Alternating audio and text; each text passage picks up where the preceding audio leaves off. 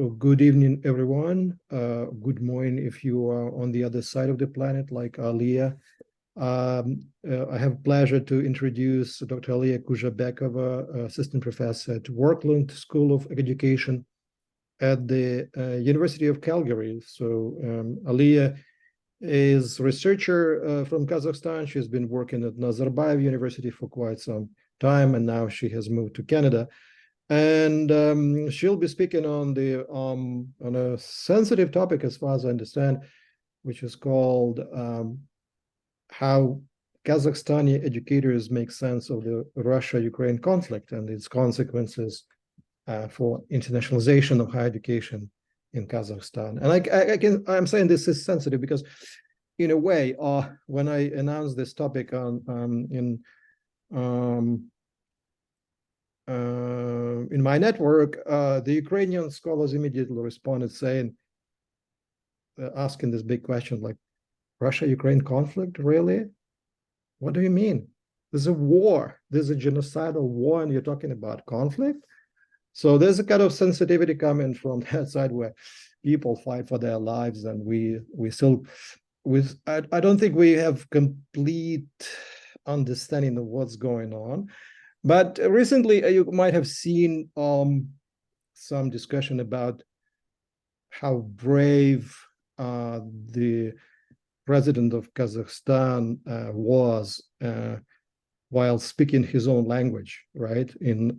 Speaking his own language while receiving the Russian delegation in his own country. So in a way, you could say, right, it's kind of like maybe we have bravery in some places, like Ukraine, maybe in the Baltic republics, but do we have enough bravery, let us say, in Central Asia? We can see how much of the response and what kind of response we could observe in the global South, in the so-called global South. So not in general, geopolitics of this conflict, war, is quite sophisticated, right? So it's great pleasure to invite Aliya to share thoughts and some of the findings from her studies on internationalization of higher education in Kazakhstan, and try to understand how Kazakhstani educators really make sense of what they observe in the post-Soviet space of politics, but higher education probably in particular. So without further ado, I'd like to invite Aliya to speak. She'll make a presentation. Everyone, please keep your mics on mute during the talk, and then I'll invite your questions. So please write them in the chat, or you can later ask them by raising your hand through the reactions button on your Zoom screens, right? So Aliya, welcome, and thanks so much for giving an opportunity to really kind of understand better what's going on in Kazakhstan. Thank you. Hello, thank you so much, Anatoly, for introductions. Can you hear me? Mm-hmm. Well, okay. So, yes, there are lots of controversies about the language, and for somebody who is outside of Ukraine, no matter how much I empathize with Ukrainians and concerned about the situation in the region,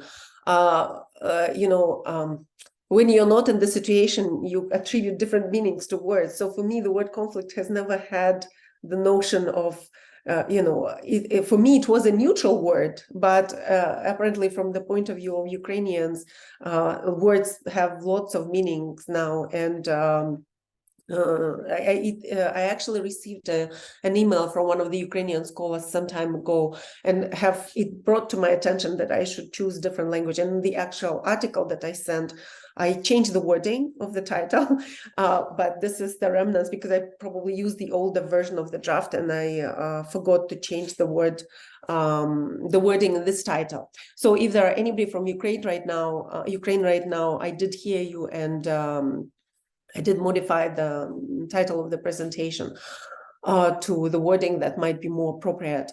So, okay, I'm trying to, okay. this study was motivated, actually, trying to switch across the slides. It was motivated mostly by my own concern as somebody not living in Kazakhstan at the current moment, but being from Kazakhstan, one of the post-Soviet neighbors of Russia, about what inevitably, because we are so connected by our past and so connected merely by the fact that we are located close to one another, the interest to understand what this situation, which definitely has lots of geopolitical consequences, might have had on my own country. And the conflict between Russia and Ukraine, of course, has brought unexpected and radical changes to all countries of the Soviet Union, and Kazakhstan, as a country which has the longest border with Russia and which has one of the greatest percentages of Russian-speaking and, in fact, ethnic Russian population in the region, has been affected in the ways which is not comparable to Ukraine, but it's one of the most affected countries.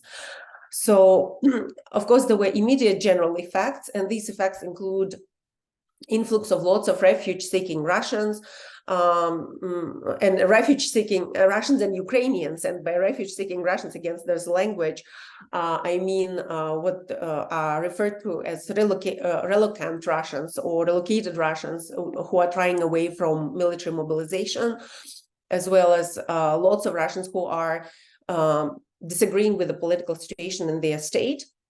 In addition to that, there was a disruption of global and regional supply chains, which happened as a result of sanctions, and interruption of cross-border transit and financial transactions. In addition to that, there were immediate effects on higher education. For example, Kazakhstan experienced an increase in the number of applications for study abroad, for study and, in fact, employment in Kazakhstani universities, both from current and potential international students and faculty.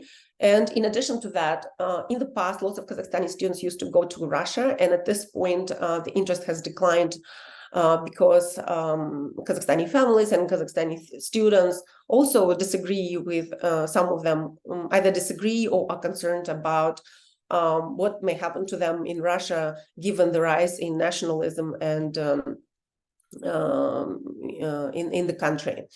And in fact, there were news that some of the there was one Kazakhstani student that was presumably forcefully subject to mobilization in Russia, because there are some ethnic Kazakhs living in Russia too, and sometimes the bureaucratic system can make mistakes. But later, another news was published that, in fact, that it was a Kazakhstani who agreed to be mobilized, who agreed to participate in private army. So, of course, it's not quite sure. It's not quite clear what really happened, but there are fears among Kazakhstani families that some of the male students can be subject to mobilization by mistake too. So. There are also other potential effects, but these are not well understood. And in our case, we're interested in potential effects on internationalization of higher education.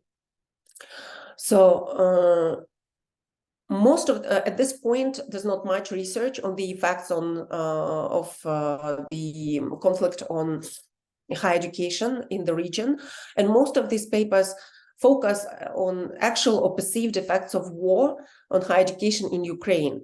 So these are the studies that I have identified so far. And of course, some of these studies were conducted by Anatoly and his colleagues in Ukraine, but there are also some studies which have been conducted by Western scholars or international scholars. And lots of these studies are about mental health, or about challenges, opportunities, and approaches to internationalization in the context of war, or, for example, the effect of war on international students in Ukraine who continue to study or who have left Ukraine and continue enrollment in Ukrainian universities online, and broader implications of war at specific types of institutions. Meanwhile, very few studies looked at the effects of the conflict outside the situation of Ukraine. There are some studies that, and at the time when I wrote the paper, there was one study by Zavadskaya and Gerber that tried to reveal the impact of conflict on academic freedom in Russian universities, Russian higher education. But no studies have been conducted so far, to our knowledge, on the actual and perceived effects of the war on other countries of the former Soviet Union. And these could be due to the fact that immediate effects are still unfolding and the longer-term implications are not yet seen. So the purpose of my study, which I started almost maybe half a year after the beginning of the conflict, was essentially to try to understand what's happened as a result of war in higher education, in Kazakhstani higher education, with particular attention to internationalization processes, international mobility, more specifically internationalization of research. And I tried to understand in particular what are researchers' perceptions and anticipations with respect to the effects of the war and sanctions on higher education internationalization in their native country. And the general research question was, how do Kazakhstani academic conceptualize the effect of the war on not of the war, let's say invasion or conflict, on internationalization and mobility in Kazakhstani higher education in the short and in the long term. So because there are not that many papers at this point, and it's not clear what kind of theories might be relevant, we pretty much conducted our study from the ground, used grounded theory, because it allowed to develop insights about through systematic engagement with complex data, and to try to identify some glimpses of the theories that can be used to understand the situation. The data was collected via extended online interviews with higher education faculty and researchers in Kazakhstan.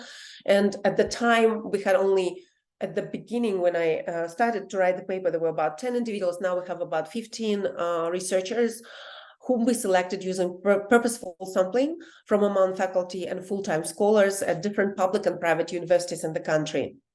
So these institutions include regional universities, publicly funded universities in Kazakhstan, national level publicly funded institutions in Kazakhstan, some private Western-style institutions. And we use the combination of maximal and snowball approaches. So we try to select participants based on their profile descriptions on the employing university websites, differentiating in terms of age, sex, institutional type, and discipline. But also we requested the participants to identify some other scholars who might be interested to participate in the study and who meet the criteria. And at the beginning, we focused mostly on scholars who engaged in collaboration with Russian scholars before the conflict, but then we expanded and tried to, and also included some of the scholars who didn't engage in collaboration, but considered engaging in collaboration after the beginning of the conflict, or had strong views about international collaboration or the situation. So in general, these were some of the themes that were identified. A number of our participants, so one of the most important impacts in terms of internationalization research collaboration, and international mobility was the fact that many faculty mentioned that they started to use novel approaches to research, teaching, and internationalization. First of all, many mentioned that they started to use equipment in a more creative ways, and started to rely more on local capacity. And this happened because in the past, because of strong post-Soviet connections in research, lots of scholars, especially those who work in public underfunded regional universities and don't speak much English, they engaged in collaborations with Russian scholars. And in fact, in many cases, they would rely in conducting experiments, in particular in STEM fields, they would rely on equipment in Russian universities. They would conduct some of the experiments there. And bluntly, some of them just jumped on publications with Russian scholars, with contributing very little, like in terms of data analysis, for example, or writing sections of papers, or not writing anything at all, and just contributing some of the money from the local grants. But even these people who sometimes relied on not particularly ethical publication principles, they started to question collaboration with Russian scholars, because the conflict affected everybody in Kazakhstan. It made everybody rethink the role of Russia, the role of the Russian language, and so, on the other hand, some Russian scholars, they started to express nationalistic views or directly. Of course, in many cases, this topic was avoided, but still, Kazakhstani scholars could feel and could understand from minor comments, they could understand what was the political standpoint of individual Russian scholars, and they would try to avoid collaboration with those who had very strong views. As a result, they started to consider new approaches to conducting research. Some started to avoid collaborating, and that pushed them to start to use their own equipment, start to rely on local capacity. In addition to that, as a result of sanctions, in some cases, when researchers didn't rely on collaboration with the Russians, they had to order equipment, and much of this scientific equipment, it actually was supplied via Russia. Or even when the equipment was not coming from Russia, some of the parts of the equipment were still supplied from Russia. And so when anything broke, the scholars had to order this via Russia or from Russia. And so, because this was not possible anymore as a consequence of sanctions, sometimes Kazakhstani scholars and scientists in particular had to figure out how to fix the equipment themselves, how to rely on local companies, and how to order supplies from other countries. In addition to that, many faculty mentioned that there is an increased motivation to learn English and to publish in international journals. There are also talks about potential development of local journals. That's as a result of thinking within the country about the importance of promoting native language, but also importance of promoting the English language as a substitute or in addition to Russian, which dominates the scholarly scene at this point. And finally, there are novel approaches to dealing with international students and faculty from among refugees, relocants, and redirected international students that come from both Ukraine and Russia, and which have long-term positive effects on the ability of institutions to attract international students, potentially. So there's a flood of, well, not flood, but there's an influx of students from Russia, Ukraine, and India, for example, or Pakistan in medical fields. And Kazakhstani institutions have to be creative when they transfer the students in the local context, and now when they have to support them with sometimes limited English knowledge of local languages or of the English language. Another important theme is that there are student mobility changes, and there are two key changes. On the one hand, there is an increase in the number of international students that I have just mentioned, and these international students are not only students from Russia and Ukraine and relocating international students from these two countries, but in fact, Kazakhstan seems to have become more interesting for international students from other countries. For example, lots of Central Asian students used to go to Russia to study, and now they are considering to pursue higher education to Kazakhstani institutions. There is also an increase because there is incoming students from India and Pakistan. There is an increased interest from those regions, especially in medical specializations. And interestingly, the reason why I put the picture of the Minister of Education here, he's now going around the globe trying to attract international students. And there are at the policy level, the idea of creating regional education hub in Kazakhstan, exactly because the government wants to capitalize on the situation of the changing geopolitical situation, decreasing importance of Russia, and they are trying to position Kazakhstan as the new country that from the post-Soviet space that can be interesting for international students. And there are attempts to create branches of international universities in various regions of Kazakhstan. But that's a topic for another paper. And in addition to that, there is reorientation of domestic student flows from Russia to other countries. So, as I mentioned, lots of parents prefer not to send their children to Russian universities anymore, and they now try to send them to Turkey, to South Korea, and to with Bolashak to Western countries in increasing numbers. Another important theme is that there are faculty mobility changes. So here, again, there are two key things happening. On the one hand, there is an influx of Russian scholars to Kazakhstani universities, and some of the scholars sought for escape from military mobilization. Other scholars were abandoning their positions at Russian universities for ideological reasons, unwilling to comply with the changes in the political discourse and the regime. And several participants reported that their universities have hired some Russian intellectuals in full-time and part-time faculty and research positions. And the influx is perceived by many scholars as beneficial for Kazakhstani higher education in the long run, because it would enrich academic environment with highly skilled scholars from Russia. At the same time, there are not that many scholars from Ukraine, and despite the fact that some universities report that they try to create opportunities for Ukrainian scholars. Apparently, Ukrainian scholars try to leave maybe for Western countries where they have more cultural similarity and where the opportunities may be better. And another development is that there are changed international collaboration preferences of Kazakhstani scholars. As I mentioned, the war and ideological disagreements with Russians and concerns about potential aggression on Kazakhstan in particular has pushed many local scholars to overcome the inertia that they had before, when they relied by habit on relationships with Russian scholars and continued their collaborations with Russians and didn't try to learn English. Nowadays, some scholars try to overcome this inertia and explore mobility and collaborative opportunities with universities from other countries, and also try to learn foreign language or consider publication in English language journals or journals that publish in other languages. This was also perceived as a positive change, and many faculty talked about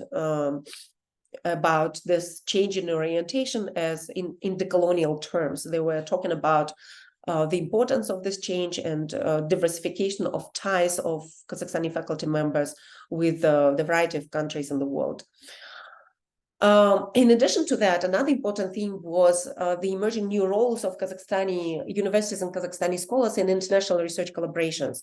Two changes were important here.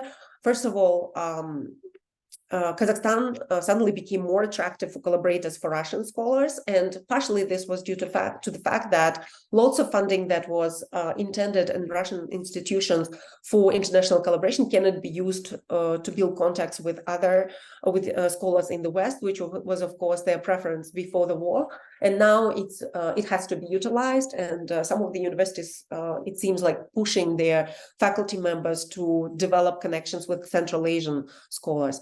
In addition to that, Central Asia has become more interesting at the policy level for reformers in higher education, and they are trying to encourage Russian scholars to develop more research projects around Central Asia, focusing on Central Asia, and of course they are willing to fund that. And on the other hand, Kazakhstani scholars, there are some reports that Kazakhstani scholars have become more attractive for Western scholars.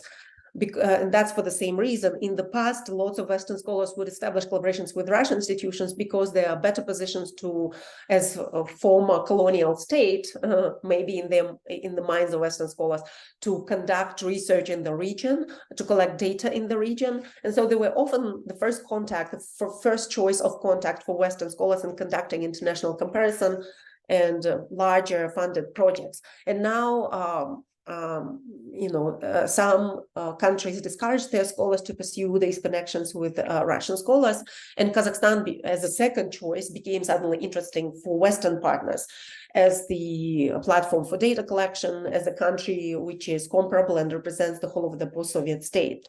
And so some scholars anticipate that Kazakhstan may become more attractive as a key regional collaborator to replace Russian scholars in this capacity, but that's yet to be seen.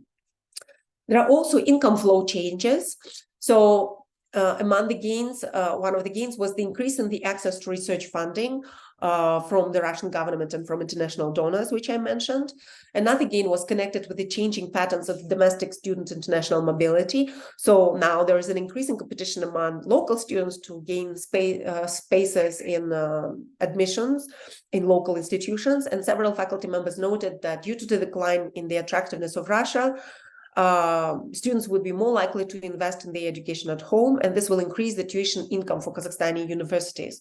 Similarly, the influx of international students would bring additional revenue for higher education institutions in Kazakhstan. And however, if the economic conditions worsen in the region as a result of sanctions on Russia and as a result of the continuing conflict in Russia and Ukraine, the fewer international students will endeavor to come to Kazakhstan in the context of shrinking funding, dwindling job prospects, and lowering family incomes. So one of the main concerns was about the potential negative effects of secondary sanctions if those were to be applied towards Kazakhstan. Another theme is that there were local capacity effects. Some faculty members were optimistic about the potential effects on capacity. They believed that the influx of the Russian scholars would actually lead to the improvement of the ability of local scholars to conduct research and to publish in international journals. In addition to that, previously unavailable external funding might have transformative impact on the development of material basis of the universities and increase in funded research projects. But other participants anticipated negative effects. These participants were not numerous, but some people also thought that the fact that the connection with Russian scholars and Russian institutions is shrinking means that, it's like connected vessels. It means that there will be increased reliance on Western scholars in particular. And they were concerned that but on the other hand, the fact that Russian counterparts arrive in large numbers to Kazakhstan would only reduce chances for local researchers due to age-long beliefs in the country in high research capacity of Russians. And as a result, it will cut opportunities for emerging scholars in the country.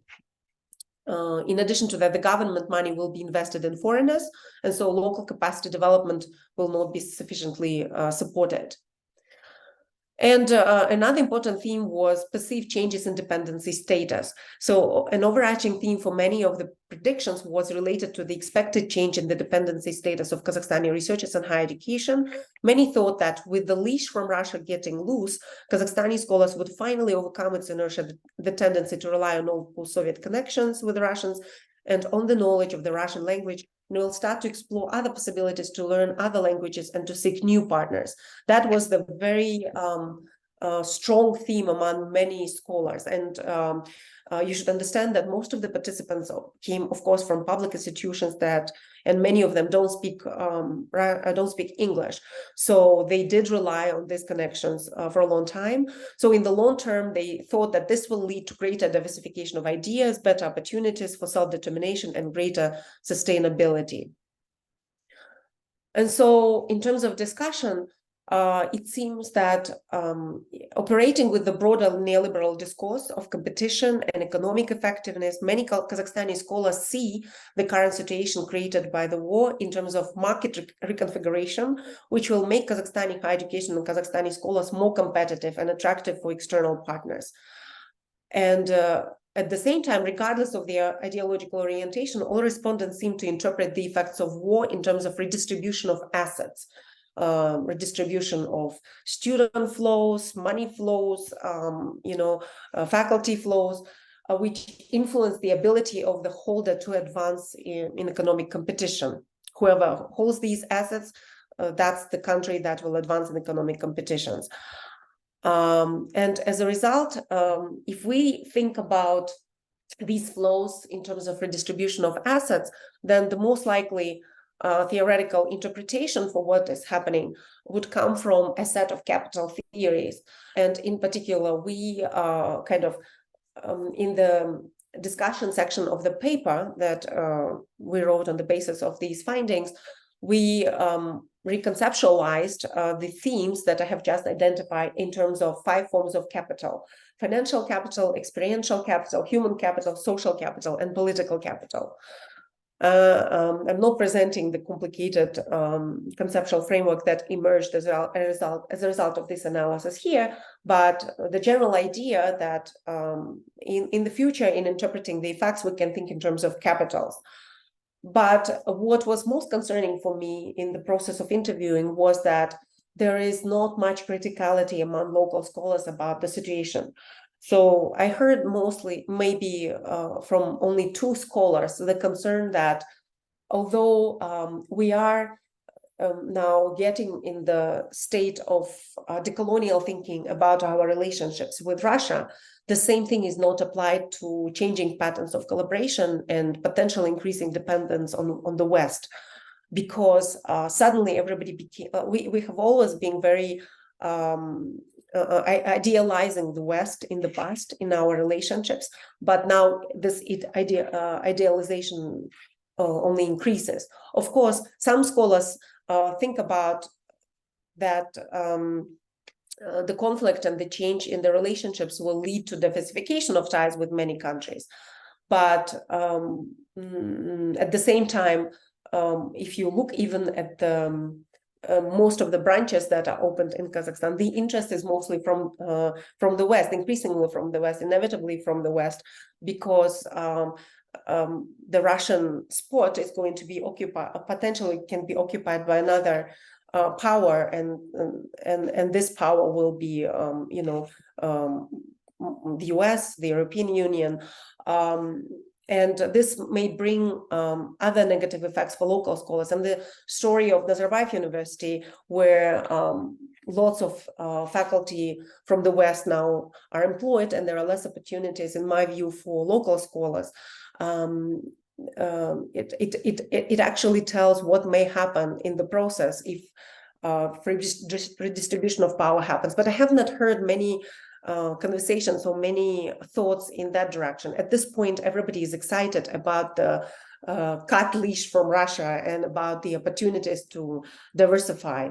My main observation was that there is lack of critical thinking about the situation. And at this point, I will end my presentation. You should understand that this is research in process, but I'm very excited to hear questions from you, because it may push me to think about in the directions that I have not thought about in interpreting the data.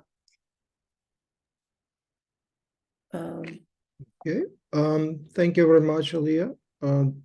It's a sophisticated analysis. I would say that I myself would probably need more time to understand what's going on in the region. Geopolitics are very important, and at the same time, we are still inclined to conceptualize the development in a neoliberal kind of framework of analysis, right? So capital versus decolonization, and what kind of capital is that? I'm not sure I understand. Maybe I'll wait for some questions, but I'll use the opportunity to ask you about this inclination to enhance national security. Probably, I would interpret it as building capacities for national security through engagement with new instruments, new technologies, probably what you mentioned about the changes to learn more how to use new instruments, as well as using English as a language, which was used there in the region before, but now you are saying that there are more people who probably try to improve skills and learn English. But for me, as far as I understand, this is a way to really think about increasing capacities for national security. Maybe I'm taking it to kind of stretching it too far, because like I'm thinking about Ukrainian situation where there's been an inclination toward building a stronger nation state, right, independent, but after the war, the nation realized it's weak to have its own capacity to protect itself, right? So, and this particular weakness was well used by by the Russian regime that definitely understood that nation building or nationalistic inclinations were not strong enough to create a strong security system in Ukraine, right? So in a way, creating kind of what we see in Ukraine as a kind of solidarity network, international solidarity network, is something very important for smaller, weaker nations, right? So, and that kind of pushes us to redefine the idea of internationalization in terms of how these smaller nations or weaker nations seek to redefine themselves in terms of what they need for building stronger capacities as political systems, as economic systems, probably as diplomatic systems. So it's kind of some of this thinking, but I'm not sure to what extent this internationalization as a new concept, or is it a new concept? To what extent internationalization really may be a good way to improve the national security capacity? Mm-hmm. Well, I think this idea, the idea that internationalization can be used to increase national security capacity, I think it was discussed by researchers from the beginnings of the concept of internationalization.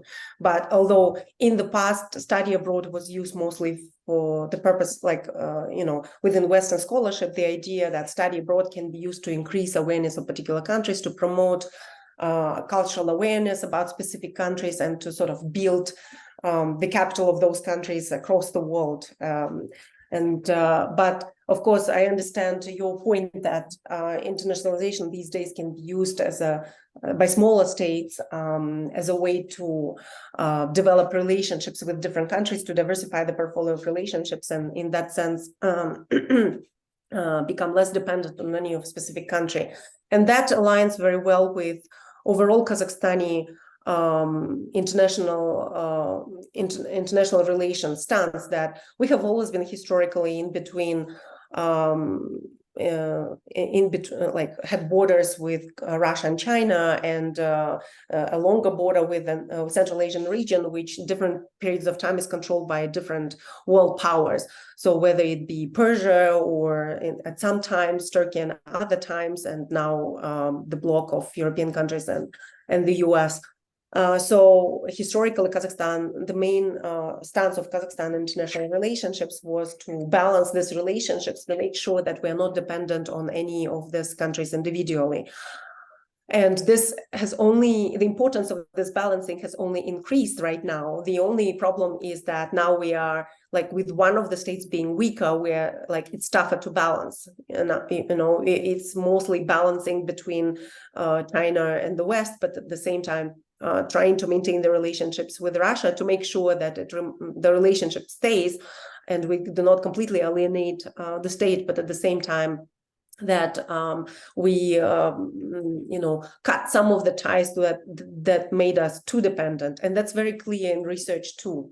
So, and internationalization plays a role here too, and that in my view, that way clearly is reflected in the current push of the Minister of Education to create the regional education hub.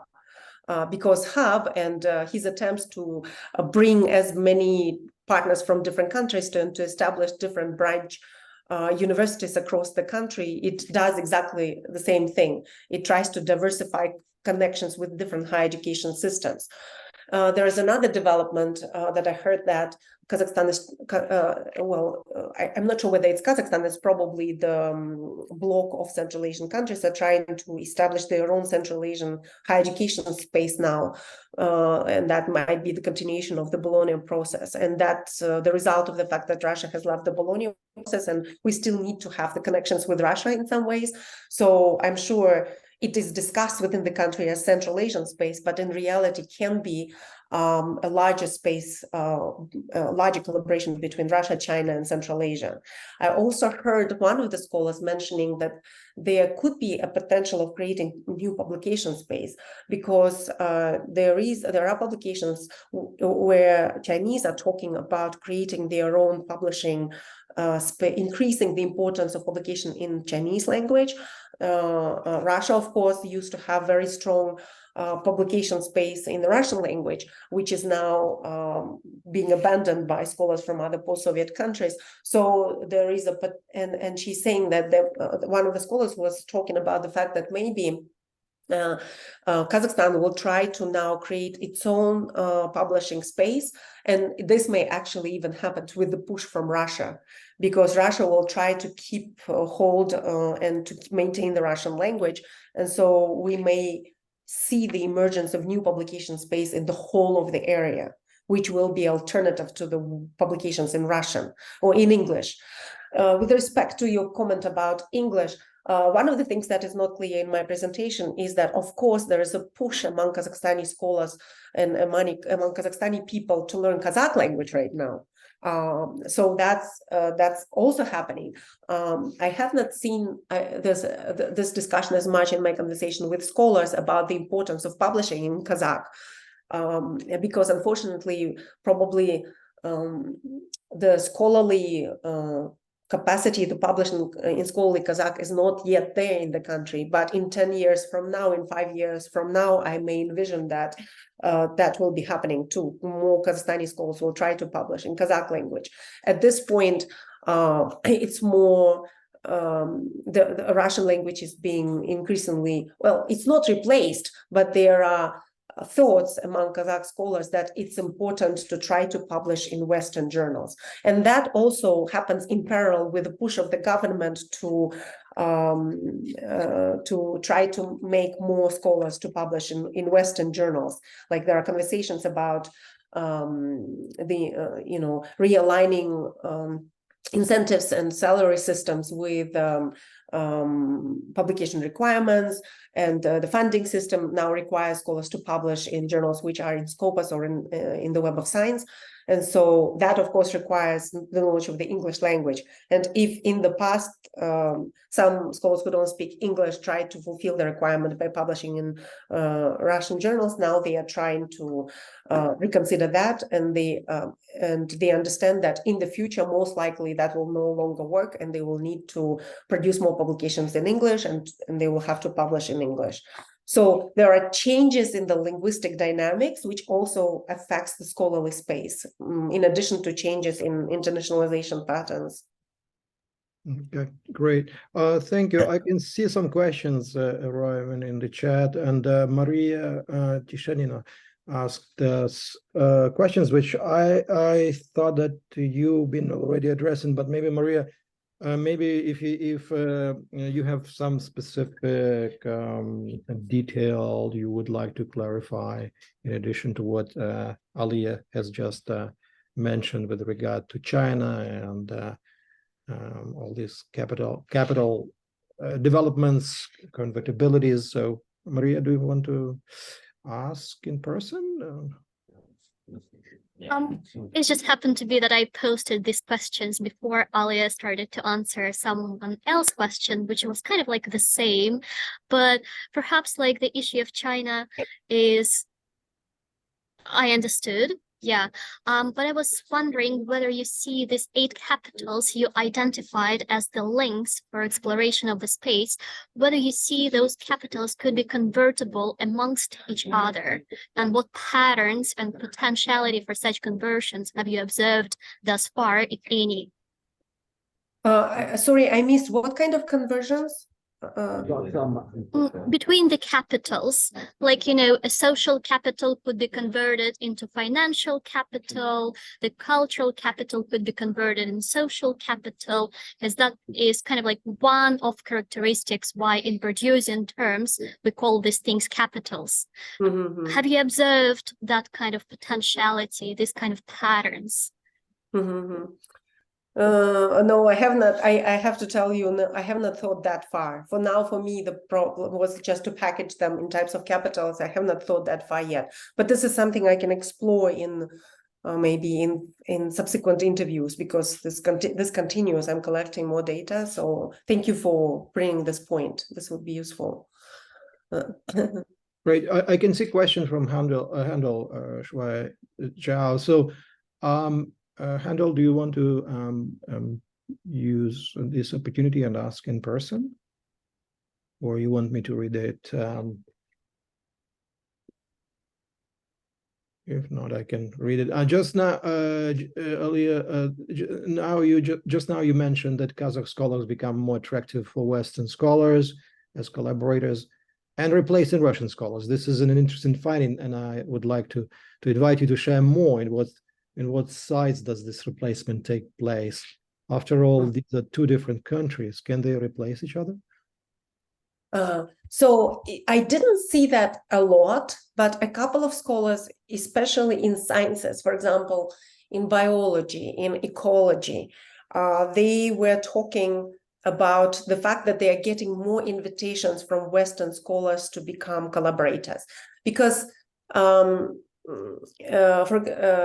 nuclear research, for example, which is another security issue, but anyways, and sometimes they can replace, like in social sciences, Kazakhstan can replace because it can serve as a site or as a collaborator, which can be used to collect data about the rest of the region. Or it's the largest region with very ethnically diverse population, with some of the changes similar to Russia or to other post-Soviet countries or Central Asian countries. So in social sciences, in education, for example, it can be used in place of Russia to understand patterns in post-Soviet space. Like, if in the past Russia was the model state for changes in post-Soviet area, now if it is not an option, Kazakhstan is the second best choice to understand changes in the post-Soviet area. Because if you choose one institution, let's say Nazarbayev University or KIMAP, then you can collect data. They have collaborators in Central Asia, in the Caucasus, and you can kind of understand what's happening in the rest of the region. In other sciences, in biology, for example, there are areas on the border with Russia which have similar conditions, similar flora and fauna, and you can, if you had plans to conduct research in that part, in the Russian side of it, now you can actually conduct similar research on Kazakhstani side of it. In trying to, I think in nuclear research, trying to understand the impact of nuclear testing on the environment. Some of the projects were conducted in Russia in the past on the former Soviet polygons in Russia. Now Semipalatinsk polygon became more interesting for Western scholars who are trying to understand the effects of nuclear testing. They have always been interesting, but the interest has somewhat increased because former sites in Russia became unavailable. So in that sense, there's an increased interest from Kazakhstan. Plus, on top of it, Kazakhstan by itself became an interesting region because, it's geopolitically, it's becoming more important in order to understand what happens as a result of sanctions. It's a very important region to trace. And on top of that, from scholars who do research on decoloniality, it's one of the most interesting states to look at this point, together with Ukraine, of course. But these are two different, like one represents a state at war, in actual war with Russia. The other one is the state which is affected by the war in an indirect ways. Okay. We don't have too much time, so I have 3 questions. They are not necessarily coherent questions, but let me just kind of offer you these questions, and you choose which one you give more attention to. So there's a kind of a comment, a question, not really a question, says Kara Flemen. So she discussed with her colleagues here, I guess in Kazakhstan probably, the frustrating reality of the government's current eagerness to welcome branch universities from the West, coupled with their unwillingness to meaningfully support more capacity building among Kazakhstani university. There seems to be an attitude that Kazakhstani universities need to endlessly prove themselves via intensive bureaucracy, micromanaging, while Western universities are already good by virtue of being Western and thus are free from similar oversight. But perhaps this is just my perspective. And then there's another question from Okhan, who asked, how quickly have Kazakhstani universities responded to the unprecedented demands of international students? Olga Moon asks, could you please define on what do you mean by decolonization? And there's definitely a much longer question from Emma Hardin-Wilson asking some questions. What are the implications for repost or new colonization? So this probably relates to what Olga was asking about decolonization, and so what are these kind of issues there, right? So if you can try to kind of, because I'll have to leave it 5 minutes to terminate this, so let's try to answer these kind of concerns and questions in 5 minutes. So these are exactly all of these three questions are about decolonization, and this is exactly my point about the lack of criticality, because I tried, I did my best to try to incite any sort of response from the scholars, from the faculty that I interviewed, where they would talk about the potential impact on local capacity of the influx of Russian scholars and of the increased attention to the West and like valorization of the West. But I didn't hear. Everybody's so excited about the development. Finally, the chance to develop Kazakh language, Kazakh culture, and the cutting ties with Russia, that they don't think about that. They only see opportunities. They only see the potential for diversification of relationships. They point in the direction that we have an increasing connection with South Korea too, and China, and Asian countries, Turkey. So they are not concerned about the West and recolonization at all. And that could be because some of my participants were from sciences, and in sciences, there's lack of critical thinking capacity. And most of so if you look at the public institutions, the only literature that they are familiar with is literature in Russian, and Russian literature in general. Literature in Russian is not particularly ample in terms of information about decoloniality, in particular Russian decoloniality, and well, less so Western decoloniality. So they don't speak English to understand decoloniality in the ways that we understand it. So, and in general, they are very much still the product of the Soviet education. There's lack of critical thinking capacity there. So I have not heard that. But then other faculty members come from Western institutions, and those are Westerners themselves, so we're educated in the West. So they are not critical of anything. Very few of them are critical of anything Western. I did hear maybe 2 faculty members, they were somewhat concerned. And that's what really, as a scholar, I understand that there are dangers in the fact that, and I agree with the first comment, that the government continues to think about anything foreign as being better than anything local, and continues to underinvest in the local institutions and the local scholars, and continues to think about internationalization as the only way to solve the problems, and continues to think about policy borrowing as the way to address local problems. And what's more concerning for me is that if we talk about the hubs, that also, on the other hand, they are thinking about the idea of hubs and the idea of bringing branches to regional institutions as the way to develop local capacity. So maybe at this point, if any critical thought is happening, it's happening mostly in the capital cities and the biggest Western-style institutions. But if the government succeeds to stir the environment and to bring these inequities to regional institutions, and scholars at regional institutions sort of become even more exploited by the West now, or by whatever partner comes from another country, there might be greater awareness about new coloniality, academic colonialism. But unfortunately, it's not at this point. And but I continue the interviews. Maybe I will still hear this. Right.